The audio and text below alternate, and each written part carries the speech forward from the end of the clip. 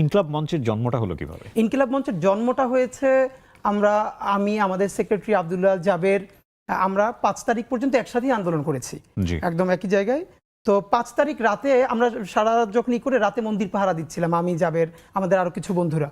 তো মন্দির পাহারা দিতে দিতে মনে হচ্ছিল যে এখানে এত বড় ভারতীয় আধিপত্যবাদ এত বছর ধরে কায়েম হয়েছে এবং আওয়ামী লীগের শুধু আইকনটা পালিয়েছে, বাকি সমস্ত হাজার হাজার কোটি টাকা প্রতিষ্ঠান তাদের রয়ে গেছে।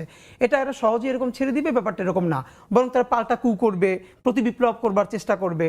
তা আমাদের বন্ধুদের মধ্যে আমরা ইনকিলাব মঞ্চ যারা করি আমাদের সবারই একই ফিলিং যে আমরা জুলাইয়ে শরিক হতে পেরেছি, আমাদের জীবনে সম্ভবত এর চেয়ে ভালো কোনো পর্ব আসবে না।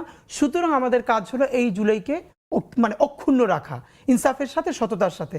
তারপর আমরা প্ল্যান করলাম যে কোনোভাবে ওকে এটাকে আমাদের এগিয়ে নিয়ে যেতে হবে। আমরা ভাবছিলাম বিএনপি, জামাত ইসলামী, অন্যান্য যে ফ্যাসিবাদ বিরোধী দল, তারা হয়তো প্রথম 15 দিন শাহবাগে আরো বিভিন্ন জায়গায় প্রতিদিন একটা সাংস্কৃতিক জমায়েত করে এটাকে অক্ষুণ্ণ রাখা, ঐক্যবদ্ধ রাখা। কিন্তু সরকার গঠন, বিভিন্ন প্রক্রিয়ার কারণে কোনো দলই আসলে ঐক্যতে ফোকাস করতে পারে নাই।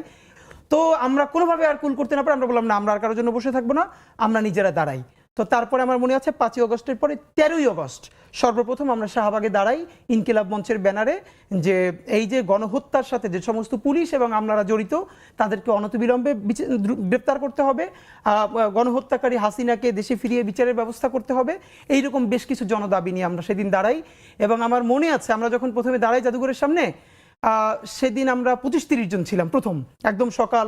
তো যখন বললাম যে আরেকটু সামনে যাই, তো আমাদের ছোট ভাইয়েরা একটু লজ্জা পাচ্ছিল যে 30-35 জন আর একটা ক্রাউড রাস্তার সামনে যাবে, একটু লজ্জাও লাগছিল। সবার কাছে প্ল্যাকার্ড, আমি আর জাবের ফজর পর্যন্ত প্ল্যাকার্ড লিখেছি আমার বাসায়, মনে আছে যে কি কি লিখবো। ফজরের পরে আমরা ঘন্টা খানিক একটু বিশ্রাম নিয়ে তারপরে বের হয়েছি। তো আমরা 30-35 জনের মতো।